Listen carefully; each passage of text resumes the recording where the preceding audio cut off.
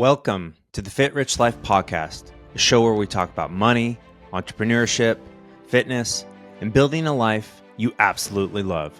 In today's special guest episode, I get to interview Myke Metzger. Myke is a published author and professional speaker with an audience of over 250,000 people.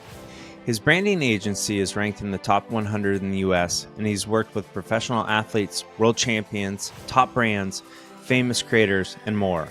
He has written for Forbes and Entrepreneur magazine on the topics of branding and marketing, and his clients have amassed over 34 million followers combined. He is the founder of Commit 60, a guided 60-day sprint challenge alongside a community of creators and entrepreneurs committed to stopping overthinking, building discipline, and gaining unstoppable momentum in their business and brand. In this episode, here are some things you will learn about. 1. Myke's epic journey from jail time to massive financial success at an early age. 2. How he went from trying his hand at MLMs to building a top marketing company. 3. Books that transformed his mindset from victim to empowered AF. 4. How he racked up $247,000 in tax debt and his journey of paying it off. 5. How Myke gets unstuck, and a whole lot more. This is a great show for anyone interested in building a business online, finding success after failure, and developing the right mindset to live a truly extraordinary life. Myke's wisdom and insight will definitely empower you on your journey. Please enjoy a wide-ranging conversation with Myke Metzger. Myke Metzger, welcome to the show, brother. Good to have you here. Likewise, man. Thanks for having me. All right, we're going to jump off into the deep end right off the bat. So, you went to jail at a young age. I want you to tell me in the audience how that experience shaped the trajectory of your life and the man you've become today. For sure. So, right off the bat, it made me hate authority at the very least. And it plays a lot into how I coincidentally ended up becoming an entrepreneur in many ways. You know, I was fired from every job I ever had as a young adult, all the way up until the point where I realized that I needed to figure out how I could build structure for myself and build some sort of job or career or life. And a lot of that started from when I was really young. And I wouldn't change any of it. You know, I don't look back on it with bad memories, but a lot of it started when I was young and my parents got a divorce. And so my parents split and I ended up living in Florida with a single mother who was working nonstop, you know, working 10 plus hour days at minimum to make sure that she could put a roof over my head and make sure that I was fed and make sure that I was taken care of. But living in Florida, I know that you mentioned that you had been to the East Coast, only to New York and into Florida. But when you're in grade school as a kid in Florida, a lot of these schools are like outside schools. They're not like what I live in Virginia now. And when you go to school, you're inside of a building. In Florida, a lot of the schools, you're just like outside. The classrooms are inside, but many times when you're going from class to class, you're outside in the heat. You can kind of just wander off campus, do whatever you want in many ways. And as a kid, I was desperate to like fit in and be cool, because I was constantly being pulled out of my environment by switching schools and moving. And I was always having to adapt to not knowing anybody and trying to figure out how to navigate that as a boy, as a child. And I had met some friends early on when I was about 12 years old, living in Orlando, Florida. And as I mentioned, just did whatever I could to make friends and fit in, which often meant that I was blending into different circumstances and in many ways absorbing the behavior of the people around me and just doing what they were doing. So I was kind of introduced to like a very mischievous lifestyle as a 12-year-old kid. And not living in the best circumstances either. You know, I mean, surely I think we can all agree that with poverty comes crime and trouble. And we don't often think that that's something that would affect like a really young kid, but it definitely does. And I found myself in some pretty drastic situations before I was even 15 years old. And when I say drastic, I kind of mean in the scope of living in the US, right? Like I've traveled to a lot of places, and when I say hardships and trouble and crime, I mean it within the context of living in a first world country, right? But I started getting in a lot of trouble. Like I started stealing as a kid because I never had any money, and the people around me were doing that, and peer pressure really set in.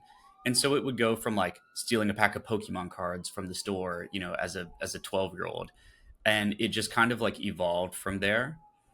And I had a friend, his name was Israel, and again, was just doing whatever I could to fit in. And one day we had walked up to like the local kind of shopping center, and he made the decision to just jump on a bike that was just sitting outside of the store. And he was like, "Come on, hop on, hop on." And there was another bike there. So we both hop on these bikes, we ride away. Just like total idiot move as a child, a kid that didn't know any better. And, of course, I knew that that was wrong probably, but I didn't have a lot of structure in my life to understand how wrong that was at the time. And truly never really thought about it again after that. And when I was 17 years old, the night of prom or homecoming, I I didn't have a date. I went by myself. I almost didn't go. And I was leaving prom, and I got T-boned by a drunk driver. And the cops show up for this accident. It's like a van full of drunk people that had run into the side of my car. And this is, 5, 6 years later. I don't even live in Florida anymore. I had moved to Virginia, and I was in high school, just living out my high school years. And I was a junior. And when the cops show up, they tow the car that had run into me, and then they asked to speak to me separately. I forget what even happened to the other people. I don't know if they got arrested. I don't even know. And they pulled me aside and they said, "You're under arrest." And I said, "What? Like for what?" And they said, "We have a warrant for your arrest in Florida." And I was so taken back. I was so confused. And I hadn't even connected any sort of, mischief in Florida to what was happening at the age of 17. So I get arrested, and I had one chance to call my parents. I called them. They were confused because they didn't even know, now that I lived in Virginia with the other side of my family, they didn't even know about the trouble that I was getting into in Florida. So they were bewildered at what was going on.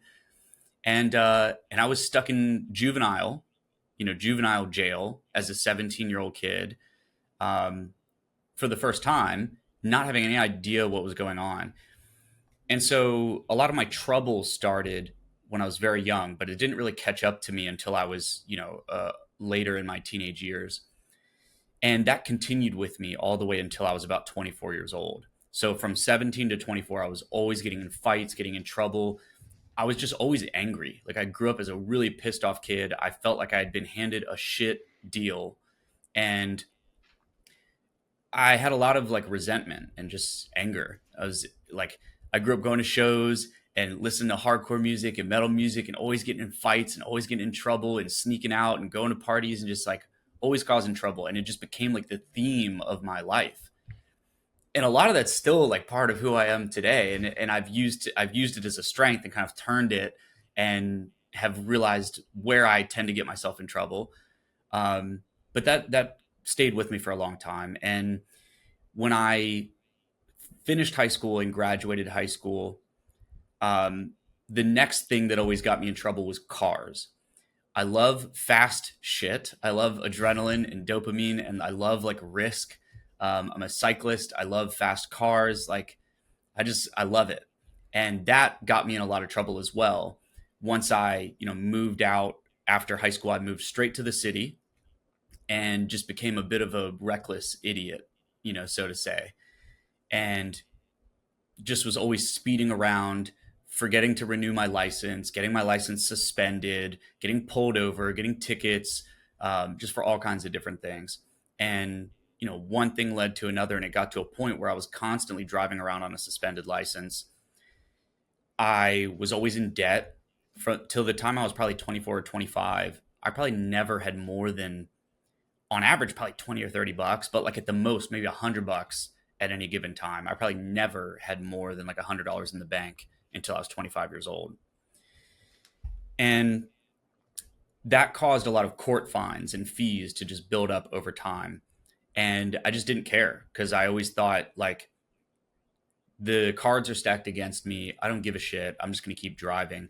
And eventually I sold my car to try to pay off some of these debts. And that shifted into me getting motorcycles. And I started riding motorcycles with no license and no license plates, and getting in motorcycle accidents and just getting in even more trouble. And so it really was just this downward spiral. And a lot of it started from that moment when I was 12 years old, when I made the decision to like hop on a bicycle that wasn't mine. And it just really slowly over a decade kind of became this trend throughout my life. And I wasn't able to change that until I was in my 20s. But I finally got arrested I got pulled over for the fourth time for driving on a suspended license. So I didn't have a license, but I was driving anyway. And after the fourth time, it's a potential felony and a mandatory 10 days in jail. So at that point, I served my 10 days, and that was really like the pivot point for the rest of my life. Because spending 10 days in jail forced me to get away from like the toxic circle of influence that I was around, the people that I was hanging out with. It stopped me from doing drugs and drinking. So it was the first time that I really had like a clear mind to even think about my life. It separated me from the toxic relationship that I was in. And it gave me time to think about, what am I doing and how did I get here? And like, how did this happen? And like, what am I doing in this situation? And in many ways, that's where like my success story kind of begins. So I totally feel you. We have a we have a somewhat of a shared past. I haven't talked too much on the podcast about my childhood, and I don't think I got anywhere near as I don't know if bad's the right term, but like I definitely was hanging out with the wrong people in, elementary school. I was stealing art supplies like from the art store, like clay, drawing pads, pens, pencils. I was sneaking out at night, vandalizing shit just because I was, similar to you, toxic circle of influence. It's what my friends were doing. So like, oh, yep. And also similar to you, my parents separated, and I just had so much anger. And I was like, my best friend, him and I were the bullies on the playground. So my older brother was beating the shit out of me, and then I would go to school and beat the shit out of other kids. And it was just like, and my parents were so busy like in their own fighting that they didn't like kind of protect me from my older brother. And for the record, Mom, Dad, I love you. I've fully forgiven both of you for this, as we've talked about many times. But I just it's just so crazy how our childhood environment and circle of friends like has such a massive influence in our life. To the point where we're kind of like, this is just the way I am, and like whatever. But you went through this like 10-day like reset period. So I'm curious, like, can you share like some of the thoughts or things that came to you during those 10 days? Because, I'm also curious, like, share kind of like what went through your mind, but also like, were you around other people? Were you in solitary? I don't know what to like. I'm trying to visualize you in jail, like paint that picture and then walk us through your mental landscape. For sure. So there were a lot of coincidences that happened at the same time as me going to jail, which is what made it into, in some ways, a good experience retrospectively. It definitely wasn't great while it was happening, but in many ways it was a blessing. It was what I needed at the time, whether or not I knew it. So as I was getting prepared to go to jail, because what had happened is I had gone to court, I showed up for my court date, and then that was my, sentence. Sentence makes it sound pretty dramatic, but like that was the penalty was they dropped it from a felony down to a misdemeanor, but I had to spend 10 days in jail. And so they give you a date, so you know when you're going, and you got to show up. And so as much as I didn't want to, I was like, let me show up, let me just get this done. And at the same time, what was happening was I was fed up with the friends that I was hanging out with. So I was kind of like I was ready to just cut all these people off and just be like, dude, fuck all these people. I'm just done with this. I was also in a relationship where I had just found out that the girl that I was dating was living a second life behind my back, was engaged to somebody else, and was pregnant with their child.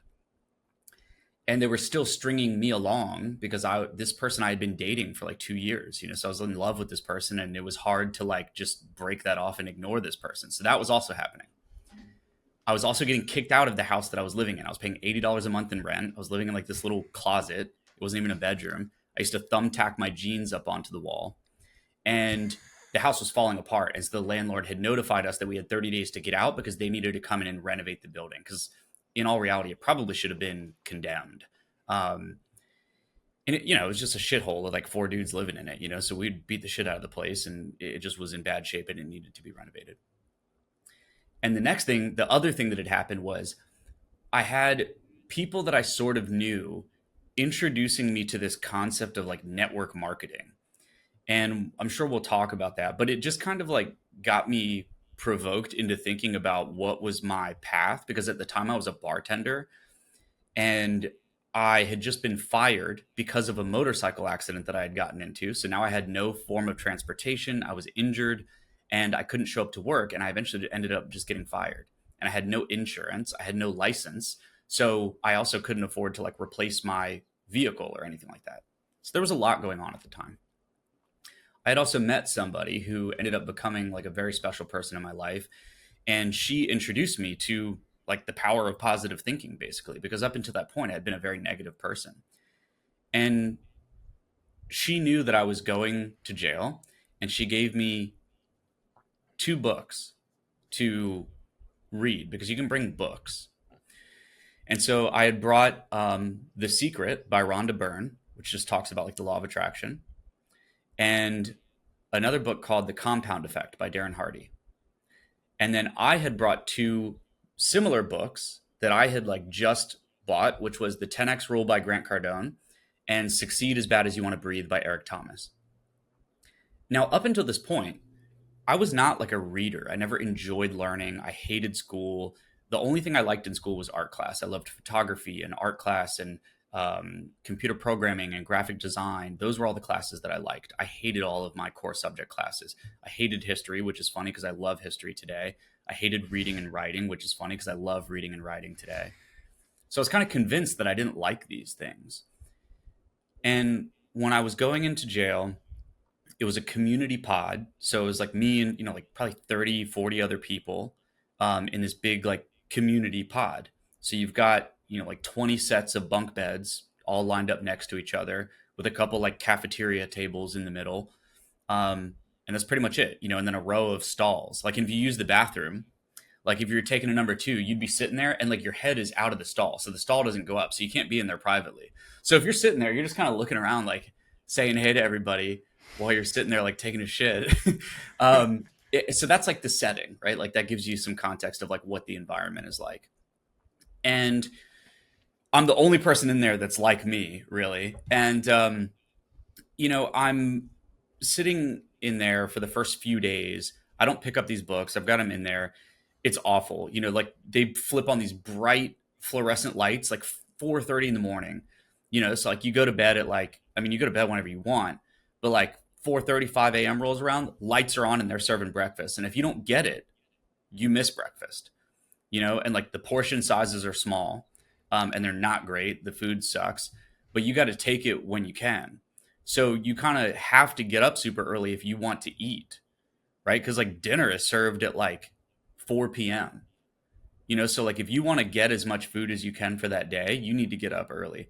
And up until that point, remember, I'm a bartender, so I'm not an early riser. So all of a sudden now I'm not drinking.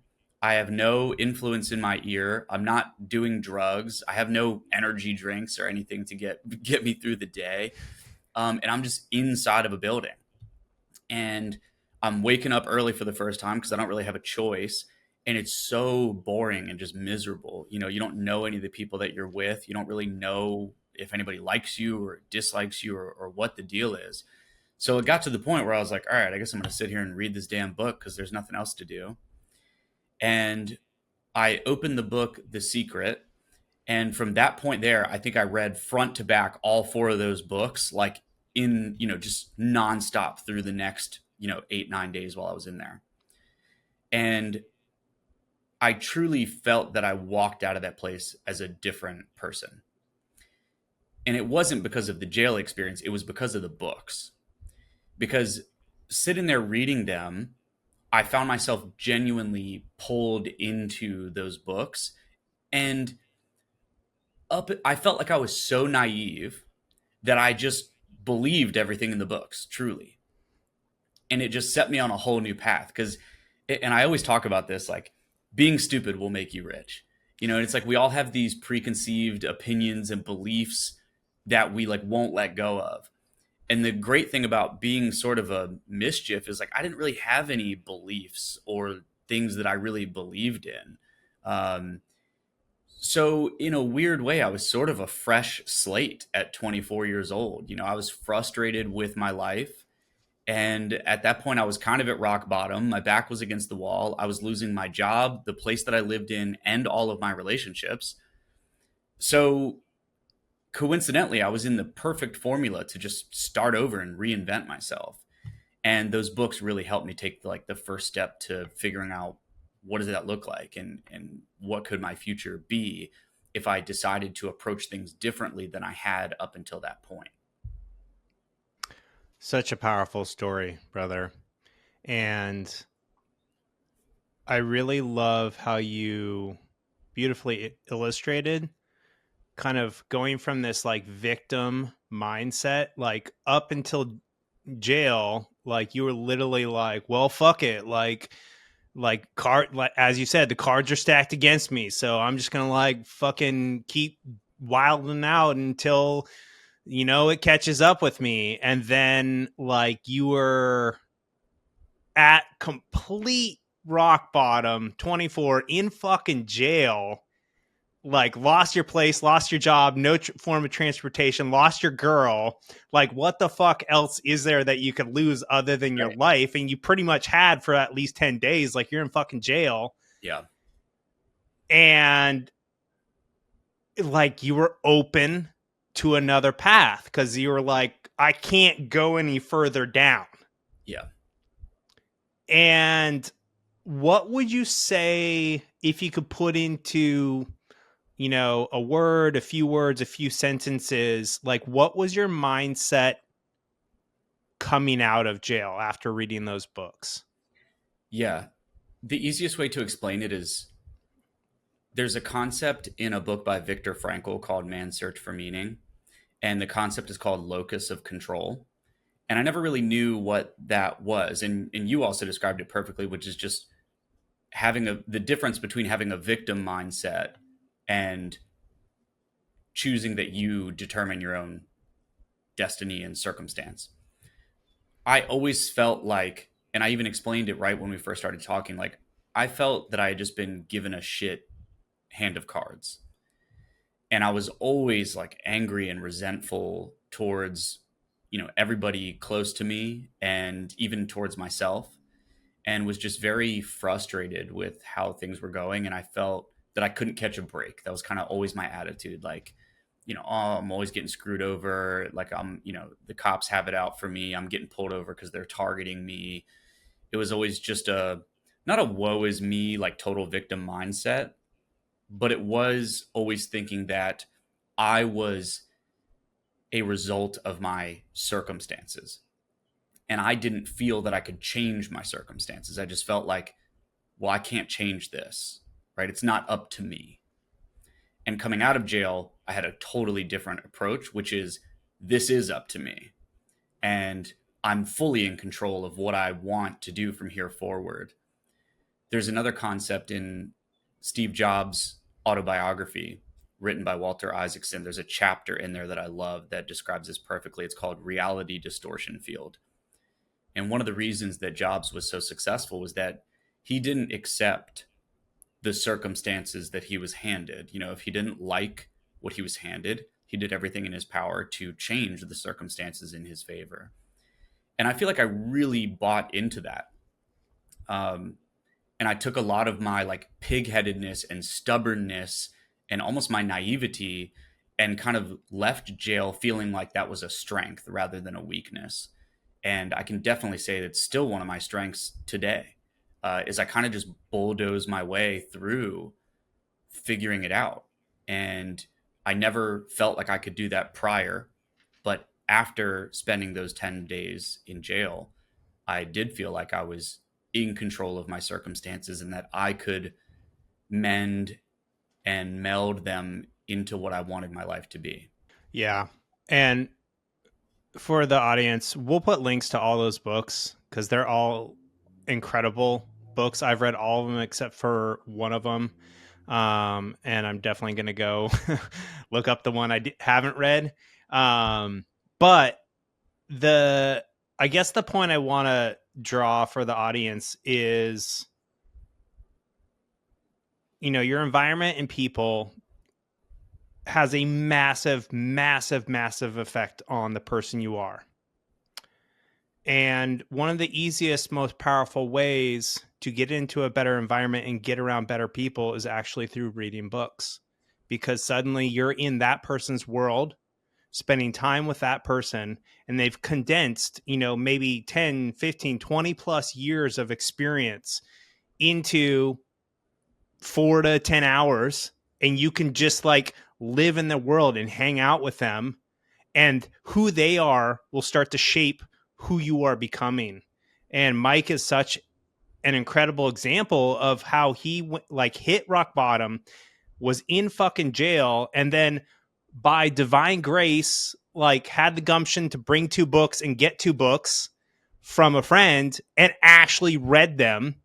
And he rebooted his life by putting himself in a better environment, you know, a virtual environment, and around better people. And it was virtual people. And that's the power of like technology, information, and learning, is like we all have the opportunity to spend time and energy in incredible environments and with incredible people if we just adopt the right habits, like reading or listening to an audiobook or joining a community. And we'll talk about Myke's community towards the end of the show.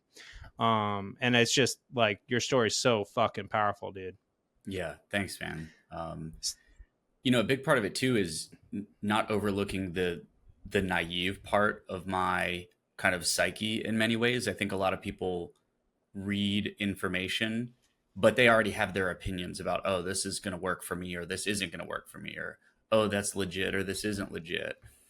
And like I kind of joke about it, about like, oh, being stupid will make you rich, but I'm also very serious at the same time, because I was such a dummy. I wouldn't have called myself like intelligent. I knew I had a lot of potential, but drinking and partying and not prioritizing my health and just like being interested in stupid things kind of made me a stupid person in some ways. You know, I was just a dumb, troublesome kid.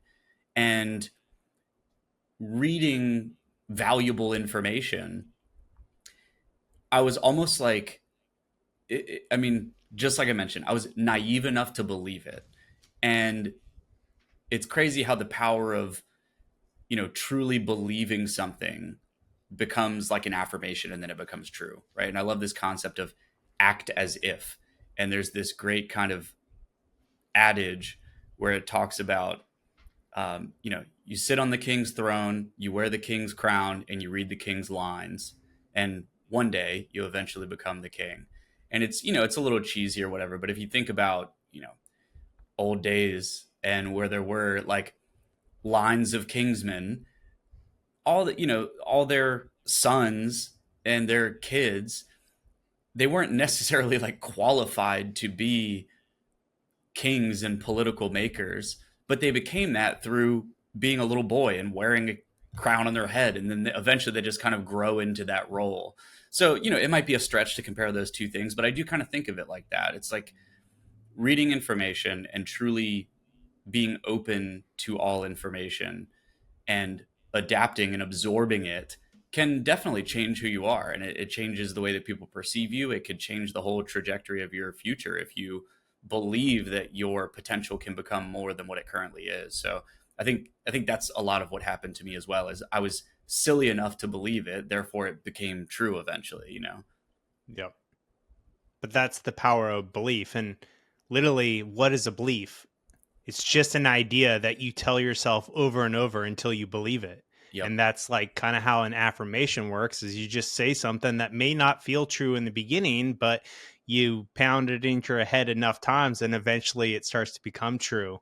And, some people are really good at doing this in a very short amount of time. Other people, it takes them a long time.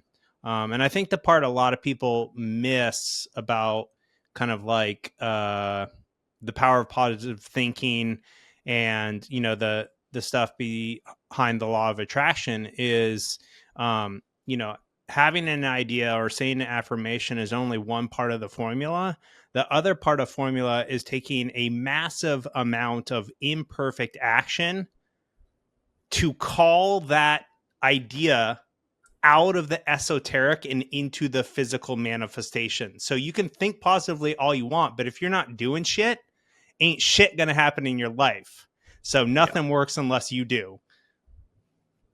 Yeah. 100%. So let's talk about some success. So after this is the major pivot point, like it is literally like the jail and the reboot with the books and the mindset put you on a whole new trajectory. Take us to from like the bottom of the gutter to like, okay, now I'm going to distort reality and will things into existence. Yeah. So I was the person who, as long as I had 10 or 20 bucks in my pocket, had a 6-pack of beer and a skateboard, like I was always good. I was good to go for the day. I'd go to the gas station, buy a hot dog, get my few beers for the day, and like I was good. I never really needed much because I had learned to kind of survive and live on so little. So that's why I was going into that. After getting out of jail, I was 24 years old. It was 2014. Within 2 years from that, I had made my first 6 figures. So I was 26 years old, made my first 100 grand. So the question is like, well, what happened? Well, I had mentioned that before going into jail, I was introduced to this concept of network marketing and kind of like MLM, recruiting your friends. And my attitude around a lot of it was, I didn't care what it was. I just needed to like make some money and get my life together. So this probably doesn't sound great. But a lot of the like pessimism around network marketing are like, oh, that's a scam, that's a pyramid scheme. I was like, I don't care. I was like, I don't care if it is a scam. Like, I was like, I need to do something to like make an income because like clearly the job thing isn't working. And I know that sounds terrible. But I thought to myself like, oh yeah, this is no problem. I could totally do this. I jumped into it and I was like, this sucks. Like, this isn't easy. And it just like wasn't clicking for me. But what it did do for me was it kind of like reignited my kind of sales experience and a lot of what I liked when I was a kid. So here's what I mean by that. Like as a teenager, I worked at a mall kiosk and I worked at like the Journeys like shoe store. And I remember like I would make commissions when I would talk to people in the shoe store and get them to buy a pair of shoes. Like at Journeys, you get commissions for the shoes that you sell. And same thing in a kiosk, right? I worked at a kiosk that sold Wi-Fi hotspots back when like you couldn't have a hotspot on your phone. And you would make a commission if you could, stop somebody that was walking through and talk to them about the product and get them to buy something, you would earn a commission. So I was comfortable with that concept without really recognizing that I was producing my own results in some ways. So when the concept of network marketing was introduced to me, I was kind of like, oh, I could do that. And even years before that, I had actually sat down at a Cutco meeting. Do you know Cutco, like the knives, like they sell like knives and stuff. I had sat down at a Cutco meeting And I never ended up doing it, but I actually remember the feeling of sitting in that was I felt like, man, I have fallen quite far, because I'm sitting there and I'm like, this cannot be like where I'm at. So although the whole concept of MLM wasn't something that I really did very well, didn't get a lot of results in, it did kind of reignite my skill set around sales and speaking.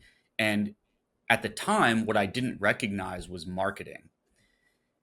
And to kind of connect the bullet points or connect the dots here, I mentioned that in school, I took photography class and art class and graphic design. So I always loved art. It was like my favorite thing, like art and music and technology. And if you combine art and technology, in many ways, that is marketing, right? You could really describe marketing as like kind of the meeting point between art and technology, especially digital marketing. So I had always kind of had this subconscious theme throughout my life of what I would call branding. Because when I was 15 years old, I was taking photos for my friends that were in bands. I was designing their t-shirt designs and their album covers and their tour posters. And I was even designing their MySpace layouts. So designing like MySpace layouts for bands and my friends that were in bands. And I didn't know it, but I was an entrepreneur. I was making a couple $100 here and there on PayPal and getting paid to design stuff. But I was never taught that I could run my own business or be an entrepreneur or determine my own income. Once I became 16, 17, 18 years old, it became the typical conversation of, okay, time for you to go get a job. And so I worked a ton of odd jobs. I worked at Buffalo Wild Wings and restaurants. I worked at the grocery store. I worked at a car wash. I worked at a paintball field. I worked sealing driveways and asphalt. I worked, like I would just get fired all the time because I would show up for a couple months. I'd be like, this sucks. And I would just stop showing up, or, I just show up late or show up like drunk, and I would just always get fired. And I was like, well, yeah, of course I don't want to do this. And it just wasn't work. It just sucked. So after jail, kind of that part of me was like reignited of like, oh yeah, I should probably just do my own thing. So I dabbled in starting like an iPhone repair business. I had this idea that I would like repair iPhone screens for my friends, and that did not go well. Instead, what happened is I broke everybody's phone that I tried to fix. So that was like the opposite of a business. I ended up spending all of my money to buy all of my customers new phones because I had broken their phones. That didn't work. At the time, I had a Boost Mobile cell phone. So I had like literally an Obama phone, like the little $20 a month Obama phone. And I didn't have a computer. I was like working out of this little bedroom, and I didn't know what I was going to do. And I had started walking to the local campus here in Richmond. So I'd walk to the VCU campus, which is Virginia Commonwealth University. It's an art school. And I would sit in the commons and just use the Wi-Fi and scroll on my phone.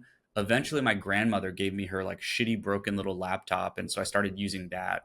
And like the battery didn't even work. So I would sit down in the cafeteria, plug my computer in, connect to the Wi-Fi. And I just got on YouTube and just started typing in like, um, you know, best businesses 2014, how to make money online 2014. And I came across the concept of affiliate marketing. And the funny thing is today, affiliate marketing is everywhere, right? Like every person's YouTube channel has a brand sponsor. Everybody who's doing a product review has an affiliate link in the video description. Anybody who's recommending any sort, like it's a normal thing. Everybody knows like, hey, send me the link, send me the link. It's like part of how we operate today. But I had kind of caught that wave at the right time to where people actually didn't really know what affiliate marketing was, surprisingly. Like CPA offers and driving traffic and earning commissions online wasn't a very common thing. It wasn't quite the age of the influencer quite yet. So I started dabbling in affiliate marketing. And that was like the first thing that I really enjoyed and that I felt that I had a grasp on and that I could be good at. And I got to the point where I understood it well enough, and two things started happening at the same time, which is the people around me actually started to think of me as like, oh, Mike's doing marketing stuff. So finally, after like a year or two, people started to associate my name with the term marketing, which was great. And so I would have people every now and then say, "Hey, my grandparents run a landscaping company. Do you think you could help them with their website?" And at the time, I had no idea what I was doing, but the answer was just always yes. I was like, "Yes, I could help them," because I knew I could figure it out. So I would just say yes to every opportunity and then figure out how to do it afterwards. So very much like building the plane on the way down. Um, and while I was taking on these little freelancer projects with marketing, I was learning the skills of affiliate marketing that taught me a lot of the skills that I needed to be a marketing freelancer. And I teamed up with a friend of mine who had experience in the more technological side of marketing. And this is before, like, right around the time where ClickFunnels kind of like blew up and this idea of like webinars and funnels kind of became popular. And I just went all in and just spent all of my hours every day learning about digital marketing. And I kind of became the person that people started to come to help them build their webinar, build their funnels, build their websites, build their brand identity, do their copywriting, set up their email systems. And as I started to work with clients and learn those skills, I then turned those skills around and started using them for myself as well. And in 2016, I was at like the 2 year mark of like learning how to do this. And I was just spending all day, just head down, blinders on, just doing this like out of my second bedroom in my apartment that I had, eventually was able to get an apartment for myself. And yeah, I had made my first 100 grand. I had fixed my credit. I had gotten my license back, and it was a lot of hard work. But I looked back, and in 2 years, I had fixed a lot of the mistakes that I had made in like young adulthood. Um, and that was really a huge turning point for me, for where I finally could like look back, take a deep breath, and feel like, okay, everything I thought was possible is definitely possible, and I felt like I'm actually doing it. And from there, the next few years consisted of slowly getting bigger clients, being invited to speaking events, to tell my story, to teach marketing, to give presentations on marketing and branding. And I eventually decided to write a book about my experience from basically 2014 to 2018. I love that. So, a couple of things. I think you and I share, and correct me if I'm wrong, but I think you and I share this trait of having a very addictive personality, which is like truly a double-edged sword. When it's channeled towards drugs and alcohol, it wrecks our lives. But if we channel it towards a business or helping other people, it like literally not only like brings us alive, but it also brings others alive along with us. And I'm just like, when you were talking about like, I just went on YouTube and I just started learning, like, blinders on, heads down. And I just said yes to everything. So do you mind kind of reflecting a little bit on, kind of like tying that, like, I don't know if it was trading addictions or like what you would call it, but I just like, it's been a big part of my past, and I'm trying to understand it because I know there's more people around us. And I think just having a small conversation with you about it might help me or someone else who's kind of like in the middle of being on the bad side of the double-edged sword, For sure. move to the good side. Yeah.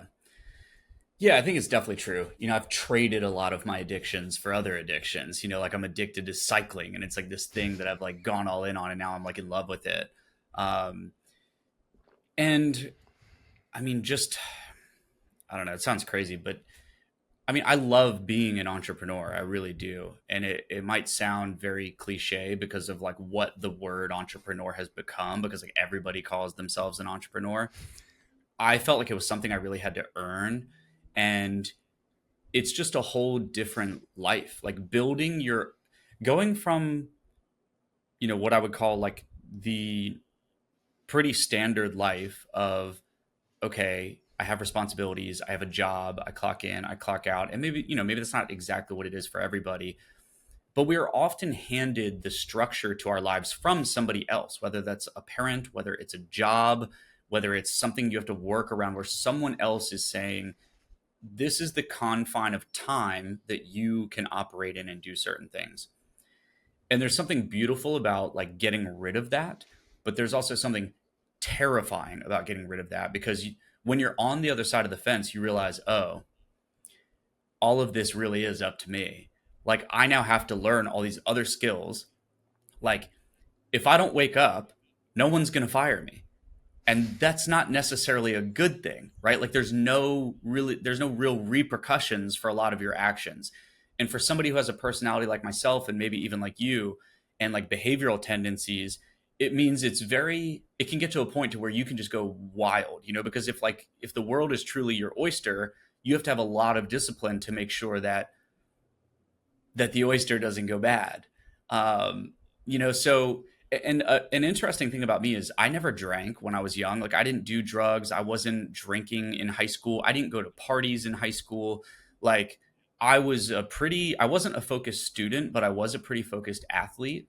And the only reason I even graduated from high school was because I had to have good grades in order to compete in sports. And I wrestled from the time I was like 5 or 6 years old, which helped contribute to a lot of like my like fighting tendencies, like my physical aggressive tendencies, because I could defend myself. And like every day I was like physically aggressive through the sports I was participating in. So in some ways it kind of encouraged like this aggressive behavior. And so my addictions became like fighting and I don't even know. But then when I graduated high school and moved to the city, that was when I like drank a beer for the first time. Like I remember my 21st birthday. I didn't even have anything going on. And some of the people that I was friends with at that time, they were like, hey, you want to go out and get a drink? And I was like, I mean, I guess, I don't know.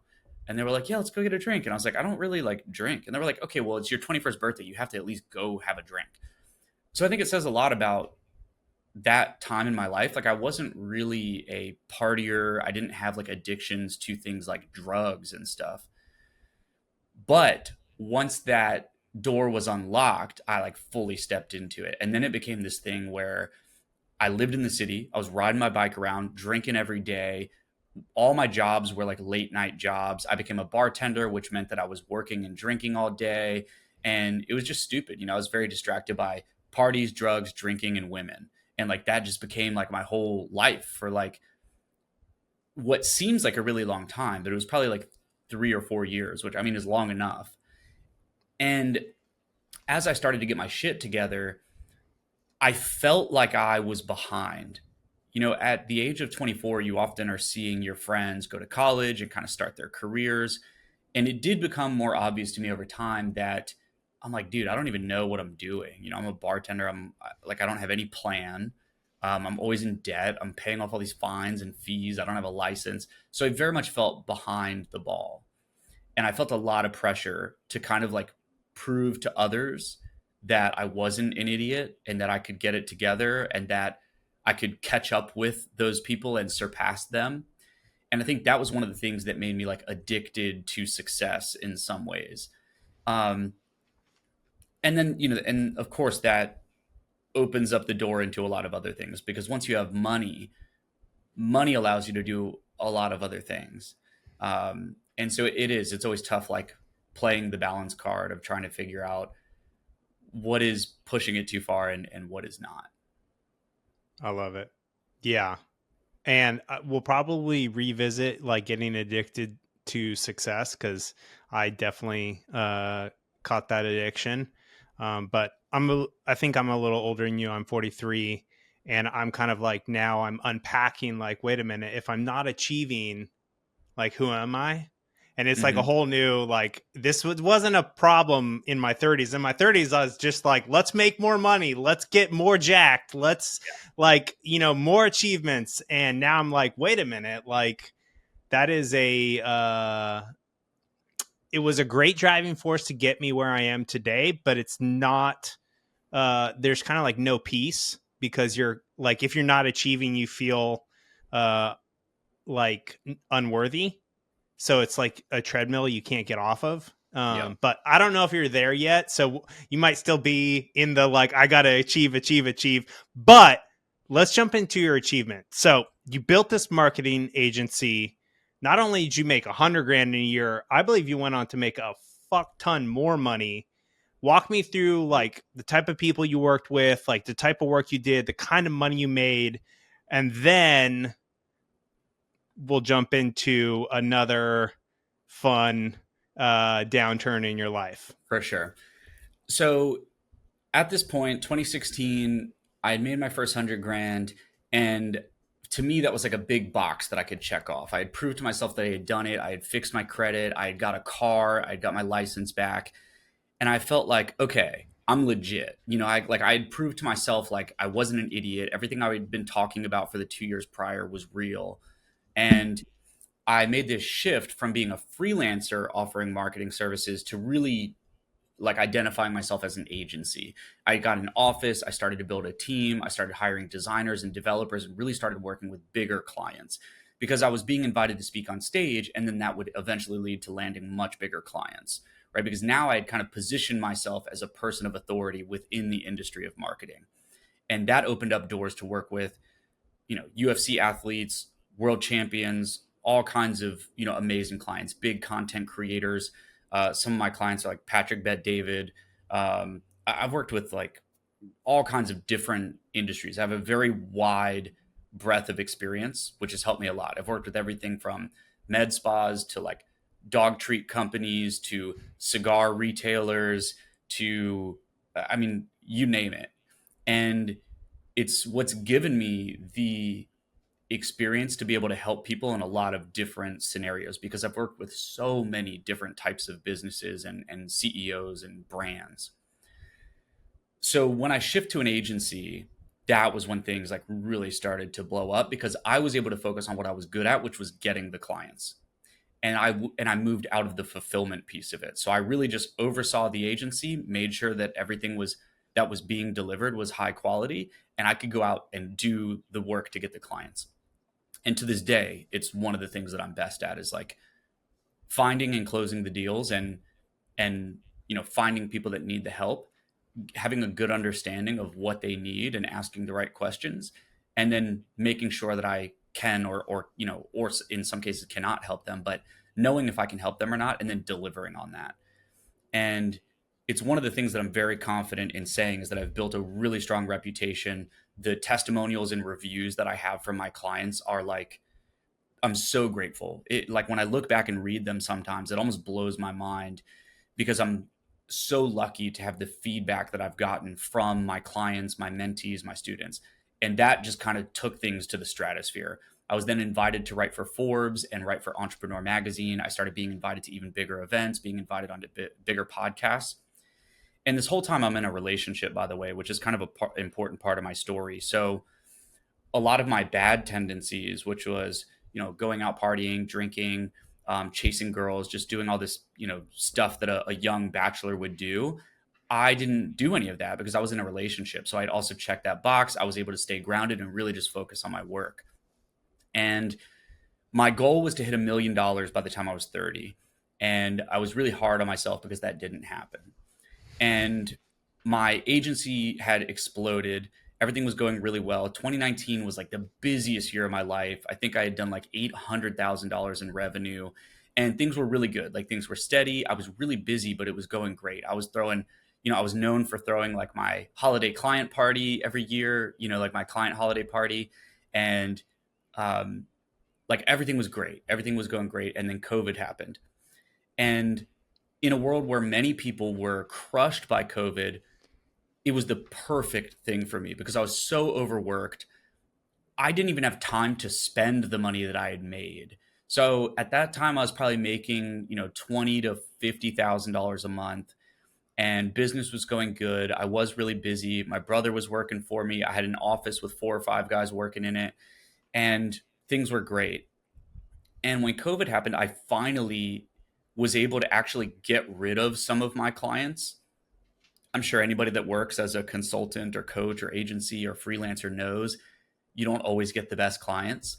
And I had a lot of the clients from the very beginning that I was still working with that were on very cheap retainers, that were very frustrating to work with, that were high demand but low profit margins.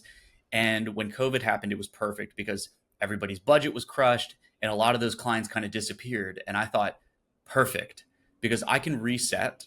I can take everything I've learned and focus it on myself. And so I thought, okay, everything I know how to do, I'm going to focus on my own agency and my own personal brand. And that's exactly what I did. So I started focusing on my own personal brand and started making content on TikTok and Instagram. I started writing a newsletter every week. And then I also rebranded my agency. I made a whole new website for my agency, came up with new colors, new logos, new messaging. I shot like really high quality production videos and really just reinvented myself to the next level. And without COVID, I probably would not have been able to do that. So I was, I would show up to the office every day. So every day during COVID, I would be in there working because the whole world was shut down. And I was like, this is perfect because I had all the money in the bank.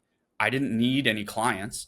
So I had like a year to basically take all the skills I had learned and just turn them towards myself and just really kind of pump my business and my brand up. And that once again allowed me to go to the next level. And within 2 years, so by 2020, end of 2021, beginning of 2022, I crossed the $1 million mark. My personal brand had exploded. I built an audience of like 250,000 people. 15,000 people were reading my newsletter every week.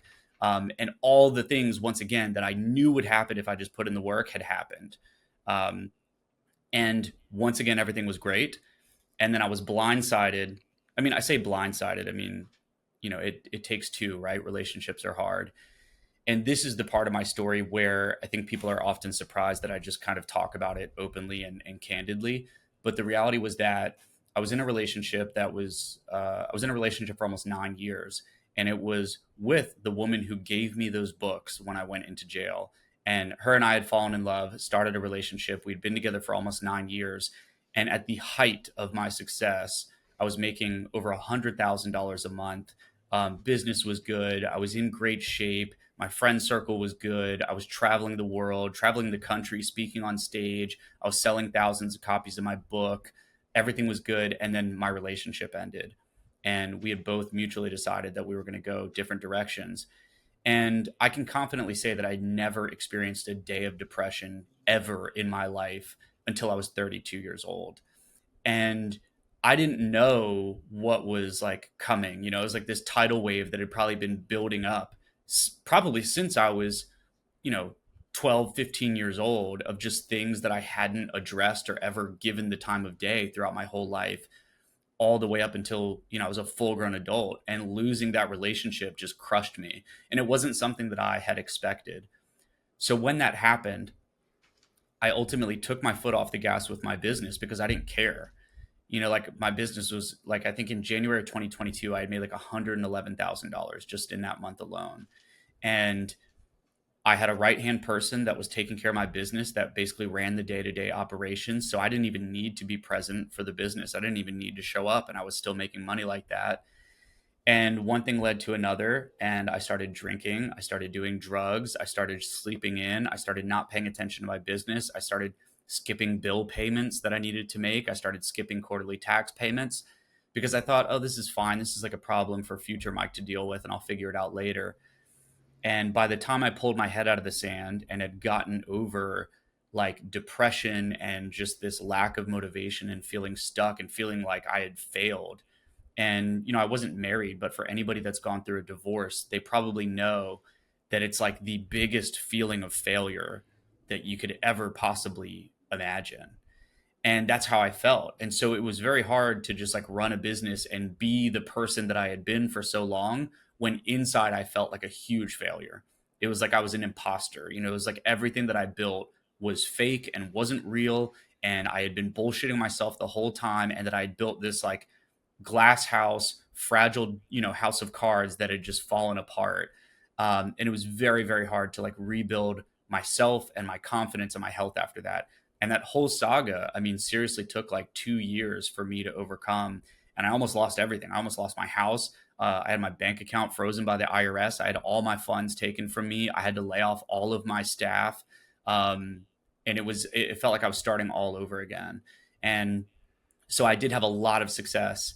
and pretty much reached every goal that I wanted. I bought a house, I bought all the fast, fancy sports cars, I bought all the watches and the jewelry and the chains and the Gucci belts and all that bullshit. And, had achieved everything on my bucket list. And the one lesson that you're told over and over and over again as you're rising to success and climbing that ladder is that those things don't matter.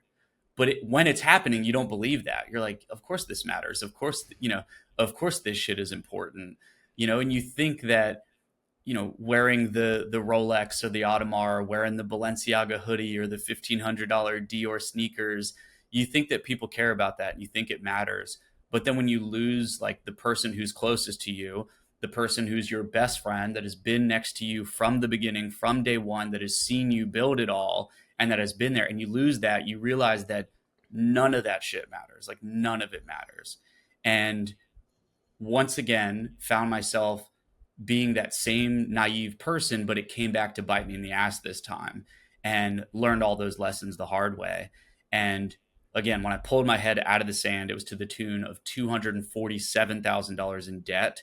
And yeah, on the brink of like losing everything, the roof over my head, and I ended up selling the cars in my driveway and selling almost everything that I owned to just barely escape like real disaster.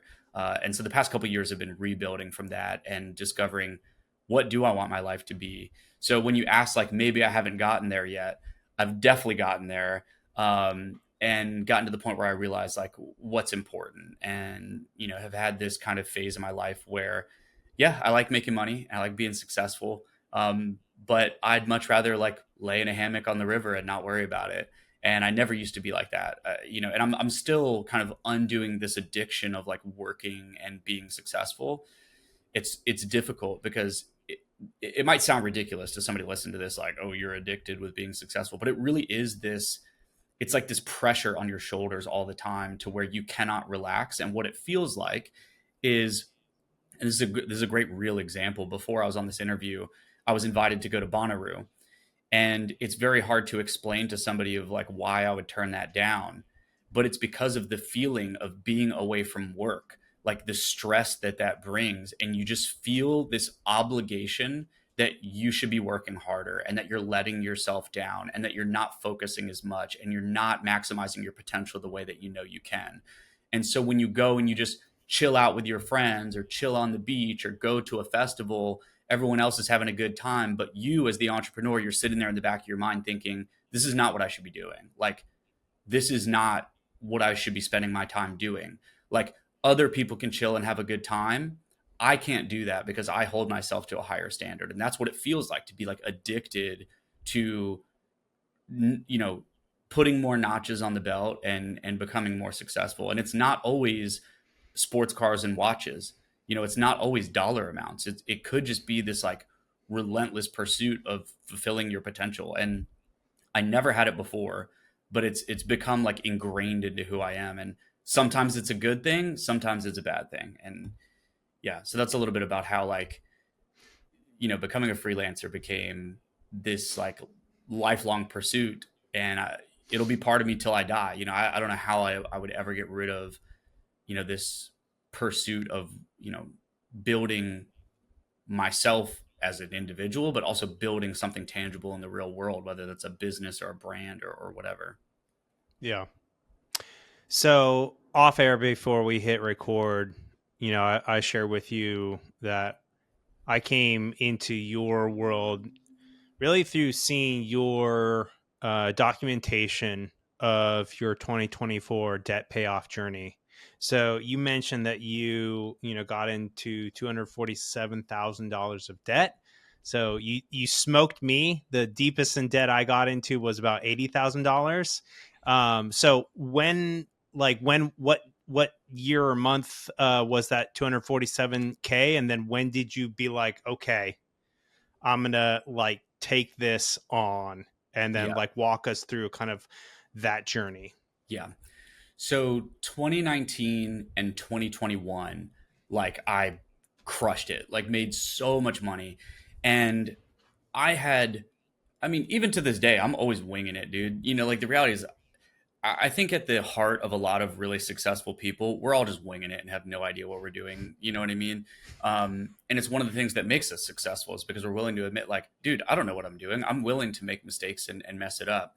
So the thing is, like, I barely made it through high school. I didn't know anything about finances or taxes. I still am struggling with like really understanding how to maximize my tax strategy, my financial strategy. The past couple years has been good because I have like obviously learned a lot about how to be much more responsible with my money and with my financial strategy.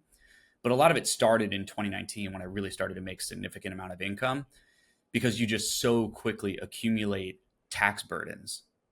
And it again always felt like, okay, well, like I'll take care of this later because I've always been confident, like, okay, well, I'll make millions of dollars for the rest of my life for sure. So I'll just deal with it later, right? No problem. And unfortunately, it doesn't really work that way, right? Because it really is a snowball. The more money you make, the bigger it gets. And we like to think that, oh, rich people get off scot free and don't pay any taxes, but like that's like the top elite people who really know how to smuggle artwork and hide their money in yachts and stuff, right? And I'm not at that level. I've made a couple $1,000,000, right? It's nothing compared to what like someone of massive wealth knows how to do. And I had no knowledge on what to do financially. I just knew that I was paying a bookkeeping company and I was paying an accountant. Were they good? I had no idea. Turns out the answer was no. I was using Bench for bookkeeping, which they went out of business and went bankrupt. And I was paying a CPA that like really didn't have my best interest at heart and didn't really have very much experience, especially working with someone like myself. So two huge mistakes that I didn't even realize until I was like 2, 3 years into making multiple six figures, if not over $1,000,000. So I was building up this like ball of debt it was already coming to crush me anyway. But then I really compounded it significantly when I took my foot off the gas and kind of lost my relationship and kind of fell into this pit of despair. So that was like when it started.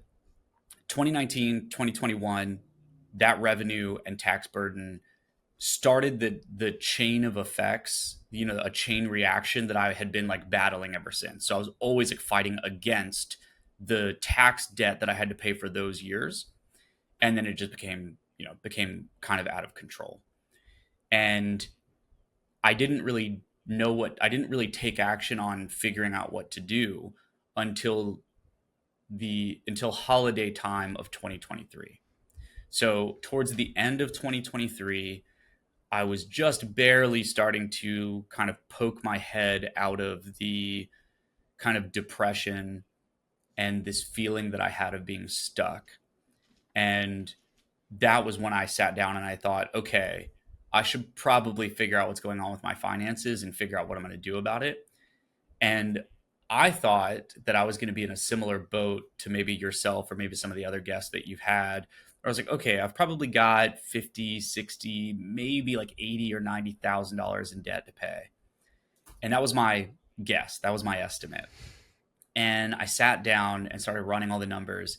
And very quickly I realized, okay, I am way off on that number, like way off, because quite quickly I started to tally up over 100 grand. And I was like, wow. And yeah, started to count it up, got over 200 grand. And I sat back and I was like, wow, I pretty much just destroyed my life. I don't know how I'm going to fix this. Because, of course, in order to pay that off, you have to make a lot more money. But making a lot of money was what got me into that situation in the first place. So I was like, wow, I'm a snake eating its own tail and I am royally fucked. And I really didn't know what to do. And that was what made me decide to stop drinking because the situation was so serious that I was like, I have no time to do anything but address this. Like, I have no time to do literally anything. This is my number one priority, as if my life was on the line, and might sound drastic, but, very well likely could have lost my home and everything that I own. So even though I wouldn't have lost my life, I mean, that could absolutely spiral somebody into losing everything. And I knew the one thing that I did recognize was that, okay, I could drink myself to death and fall into being a victim of my own creation.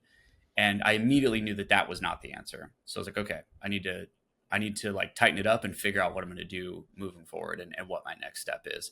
And that started at the end of 2023. And that was kind of the beginning of like my rebuilding process.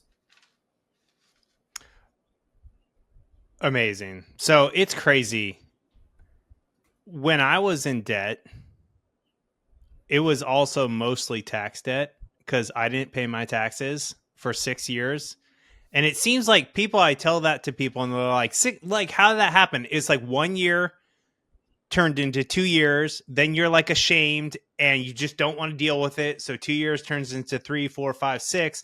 And then that debt accumulates interest, fees, etc. And like you were saying earlier, it's like debt snowballs into more debt. It's like a snowball rolling down the hill, and the longer you let it roll, the bigger it gets, and the faster the bigger it gets the longer you let it roll.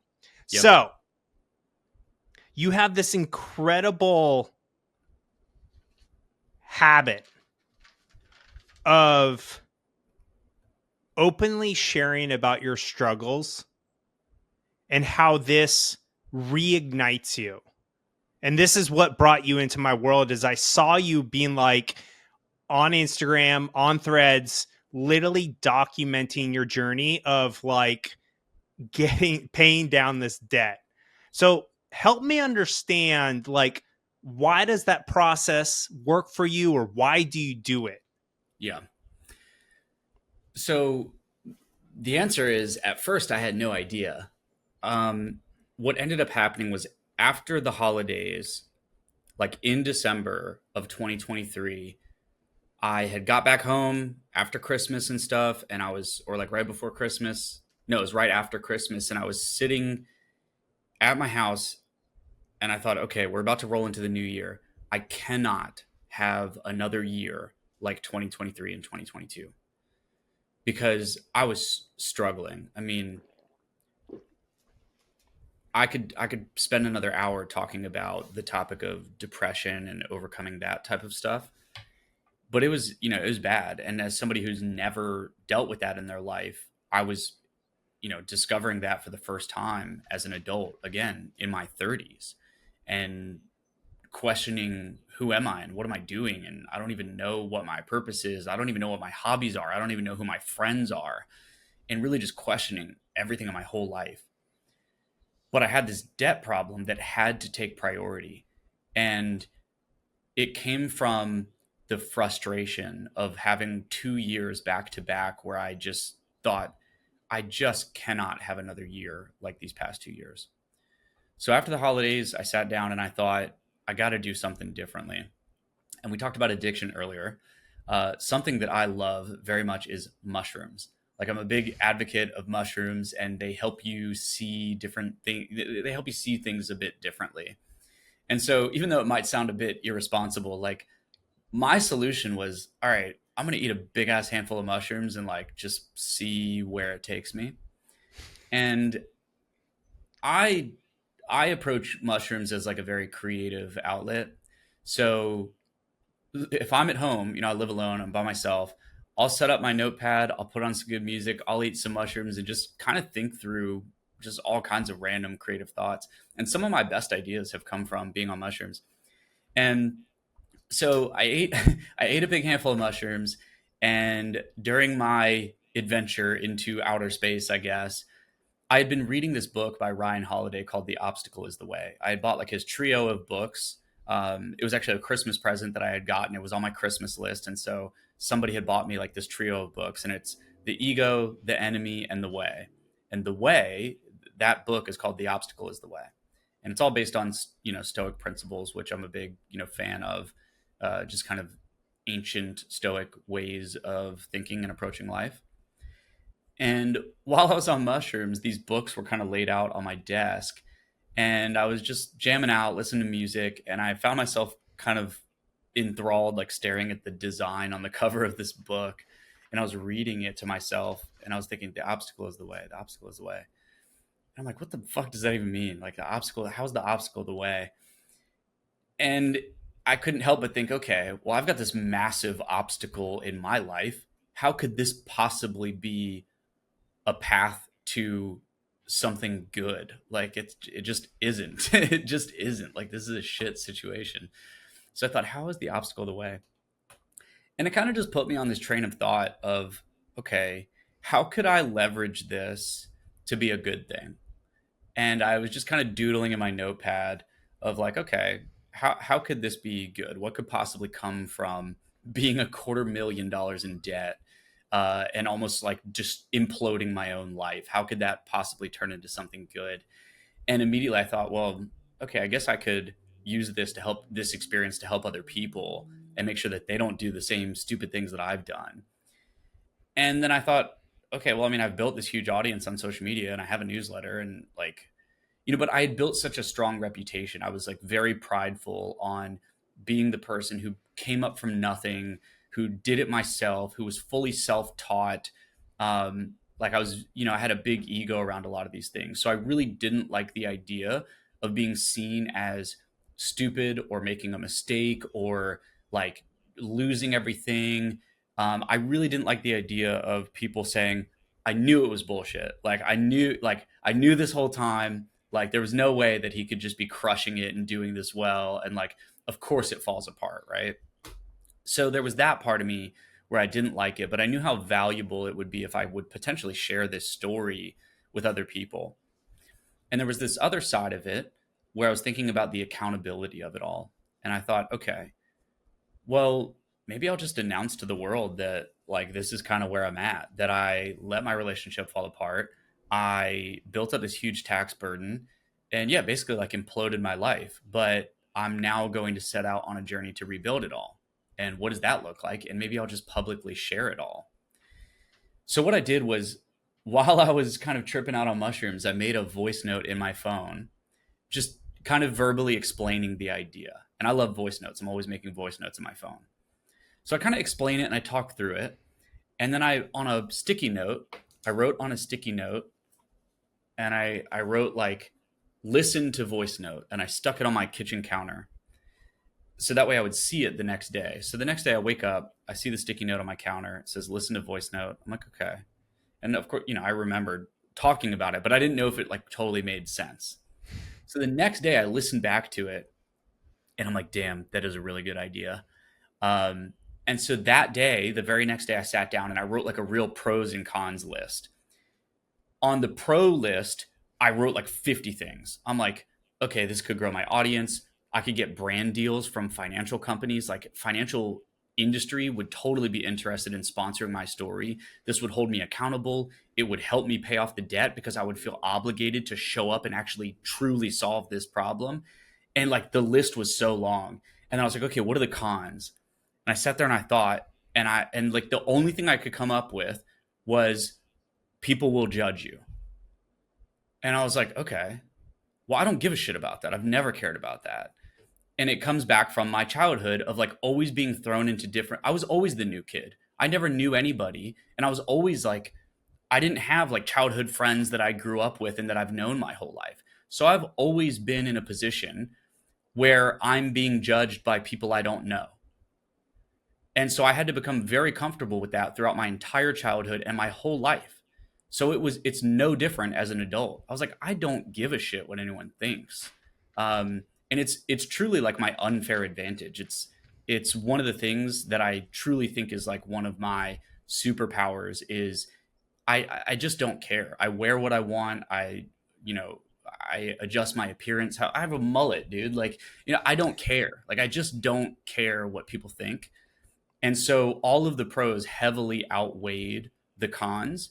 And so my next step was, okay, I'm going to make a video and announce this to the world, but I'm not going to post it yet. I just want to make the video and see what it looks like and like, does it make sense? Is it coherent?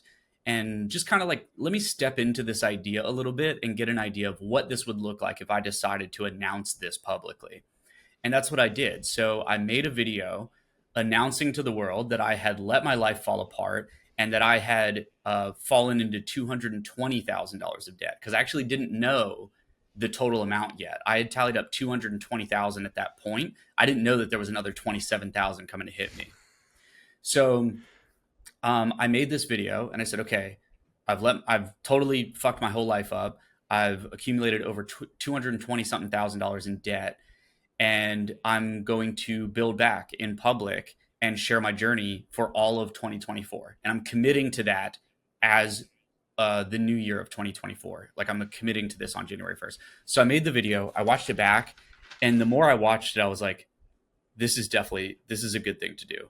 Like, I was like, people are going to be like blown away by it. Like, they're going to be like, dude, is that real? And that's exactly what happened. Was people started messaging me. They're like, wait, is that a real video? Like, did that really happen? So I knew it would get attention. So as me being a marketing brain, I knew the story would get attention, and I knew that it would open up opportunities for me. So I made the video. I didn't publish it, but I sent it to a couple friends. And I sent it to a buddy of mine, and I said, hey, dude, what do you think about this? And here's the thing. Nobody in my life knew that this was going on. No one knew I was in debt. Nobody even knew that I had lost my relationship. So like, it took like 8 months for me to even tell anybody that I lost my relationship, that I was in all this debt, that I was struggling with depression. Like, I'm a very independent person. Like, there's nobody that I go to for help, which, in some ways is sad or upsetting, but I've always been the person that just figures it out on my own. I've always been that person. So I never told anybody about anything that I was dealing with. So when I made this video and sent it to a friend, they called me like right away, and they were like, wait, what? And I'm like, yeah, I'm thinking about posting this on social media. They were like, oh, okay, whatever. But like, tell me about this other shit. What do you like? What's going on? Like, is that real? I'm like, yeah, that's real. Like, this is what's going on in my life. But I haven't mentioned it to anybody. It's been a private thing that I've just been dealing with and trying to figure out. And they were like, holy shit, dude.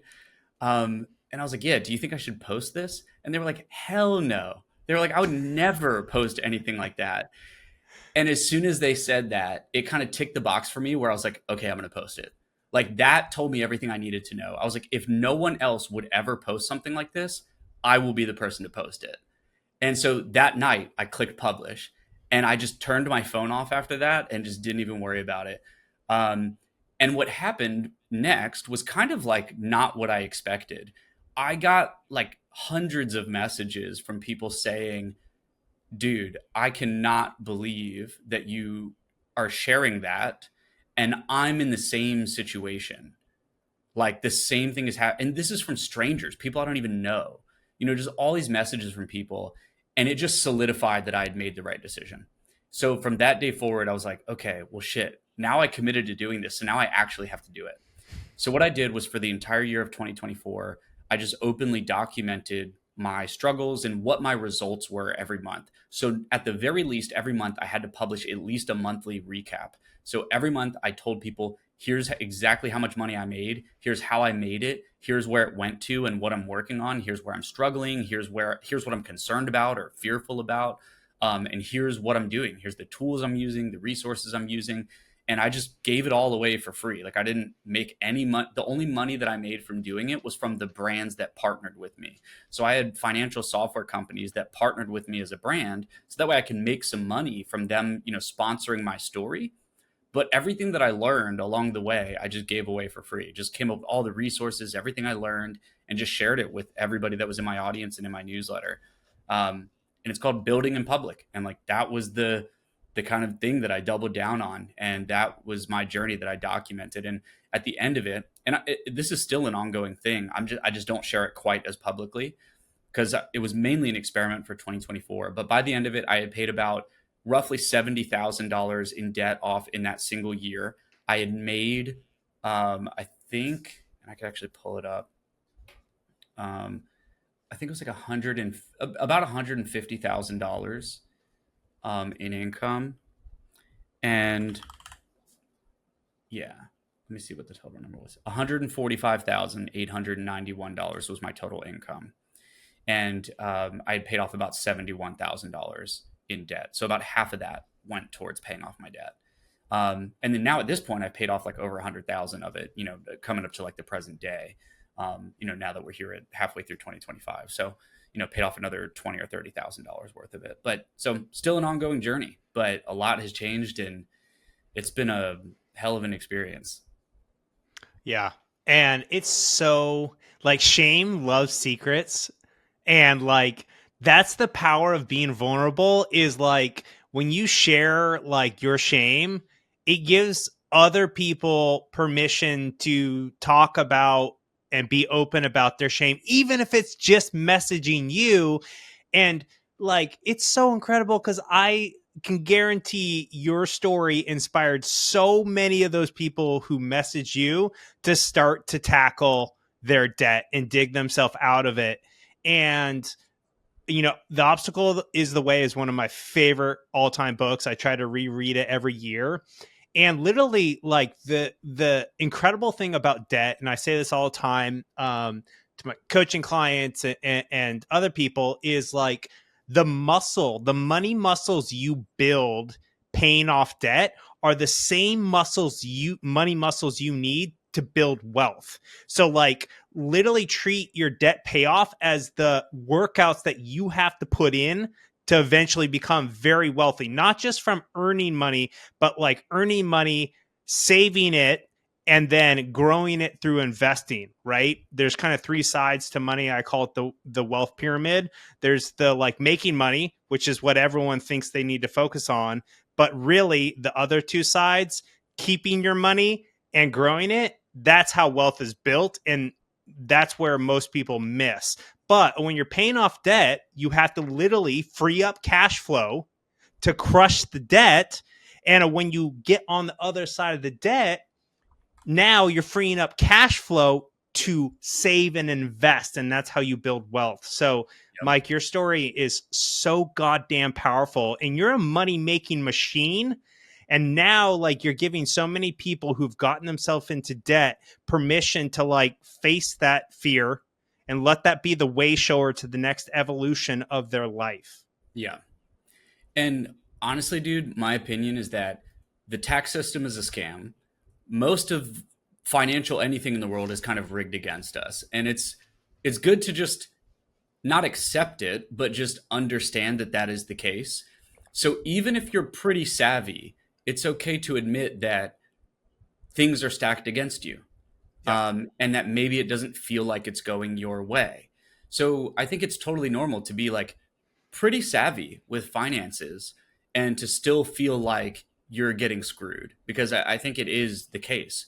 So even when you are someone who is financially literate and you do feel like you know what you're doing, it's still of the utmost importance that you do everything within your power to do those three things to the best of your ability. Save as much money as you can, find the thing that makes sense for your life to figure out how you invest your income and how you can increase your income. Because it's like even the smartest, richest people, I mean, maybe not the smartest, richest people, but you know, if you're not making hundreds of millions of dollars, I think even if you're making tens of millions, it's so important that you still live by those things.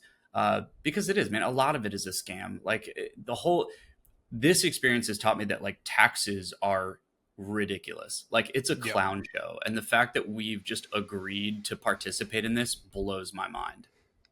Yeah. Well, the thing about money and wealth is it's a game and it is rigged against us. But if we learn how to play the game skillfully, Yeah. we can outplay the game. Yeah. So, and it's taking that going from being like, I'm a victim of the tax system to like, no, I'm going to fucking learn how to optimize and take advantage of the tax system. And that in itself is a skill that you have to go through that learning process. And like you and I like both got way behind our taxes and it makes it for people like us who got behind. It's so hard to crawl out from under it because once you get behind, it's like they stack Yeah. more and more fees and shit on top of you and it gets even harder to get out. Yeah. But if Myke and I can get out from under it, so can you. And I think this is a perfect segue to one of your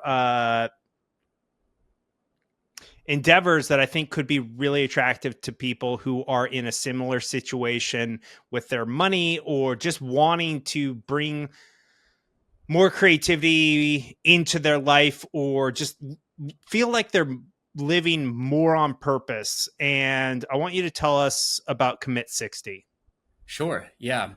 I'm a big fan of challenging myself.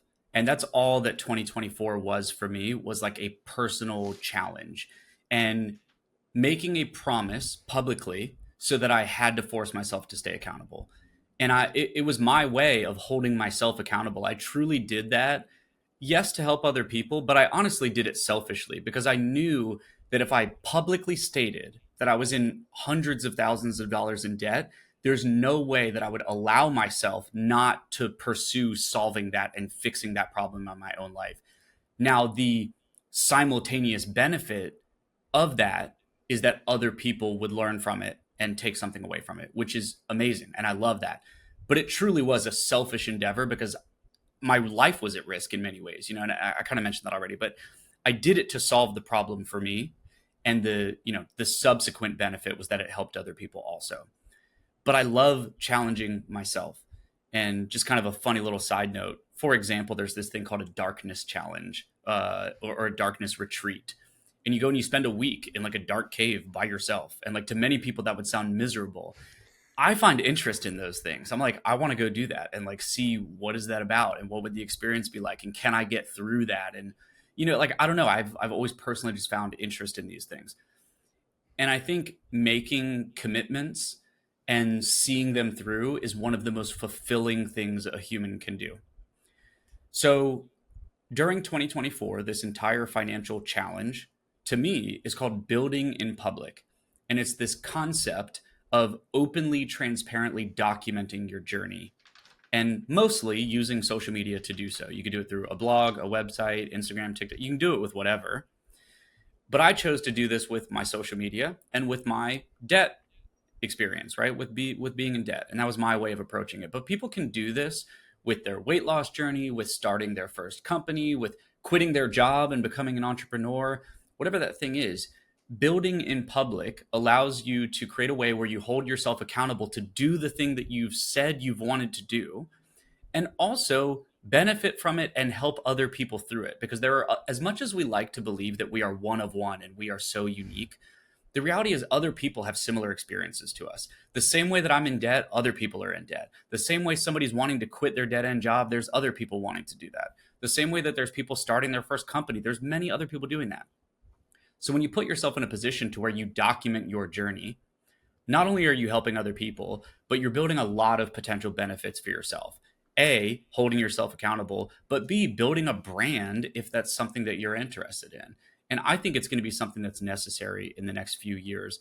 The creator economy is exploding. It'll be worth over almost 500 billion dollars by 2027. So the opportunity to share your story, share your message, share your beliefs, your story, your personal experiences, and turn that into a source of income and a source of pride and fulfillment for yourself is astronomical. So the Commit 60 challenge is for people who find an interest in that. It is a 60-day challenge to help people get unstuck and finally launch or relaunch their brand, which often involves reinventing yourself, overcoming perfectionism, overcoming procrastination, to finally do the thing that you've been saying you're going to do forever, to stop like just having notes and dreams and ideas in your phone that you never act on, or you buy a course or a program and you've learned everything that you need to do, but you're just not actually doing it. These are things that I've struggled with in the past and that hundreds of my students and clients struggle with. And so I understand that problem very deeply because it affects me and the people that I work with on a daily basis. And so I've created an environment and a community where there is a support system to help people get over that hump and hold themselves accountable. And 60 days is all you need. So that is the Commit 60 challenge. You can learn all about it at commit60.com. Amazing. Myke, so I know you got to jump for another meeting, so I'm going to save the tips, tools, and strategies for fitness and health, money and wealth, and life/happiness for either a second appearance on the show or a mini episode where you just come back on and share that part. Maybe give us an update on your debt pay down journey. But man, you gave me goosebumps. This is such a powerful conversation that is going to be really inspiring for a lot of people. And I just want to deeply thank you for having the courage to be vulnerable, to build in public, to share your story, and to empower so many other people along that journey. So thank you so much, man, for coming on the show. Likewise, man. I really appreciate you having me. This is definitely one of the more like in-depth, enjoyable conversations I've had about this story. If you'd like, all the resources that all the things I learned along the way and resources that I gathered, they are still available for free. If you'd like, I can share that link and people can access them. 100%. We'll put that in the show notes. I'll get that from you. I'll follow up via email. And yeah, Myke Metzger. It's you can find him on Instagram. That's his main channel, but really he's Myke Metzger everywhere online, and that's MykeMetzger. Myke, thanks so much for coming on the show, brother. Thanks, Justin. Really appreciate you, man. Really enjoyed it.